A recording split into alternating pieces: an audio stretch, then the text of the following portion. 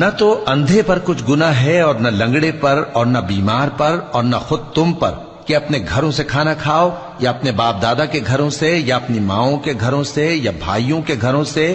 یا اپنی بہنوں کے گھروں سے یا اپنے چچاؤں کے گھروں سے یا اپنی پھوپھیوں کے گھروں سے یا اپنے ماموؤں کے گھروں سے یا اپنی خالاؤں کے گھروں سے یا اس گھر سے جس کی کنجیاں تمہارے ہاتھ میں ہوں یا اپنے دوستوں کے گھروں سے، اور اس کا بھی تم پر کچھ گناہ نہیں کہ سب مل کر کھانا کھاؤ یا جدا جدا۔ پھر جب گھروں میں جایا کرو تو اپنے گھر والوں کو سلام کیا کرو، یہ اللہ کی طرف سے مبارک اور پاکیزہ تحفہ ہے۔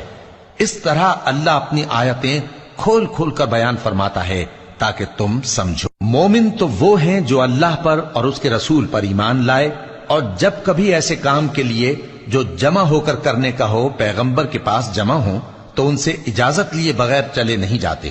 اے پیغمبر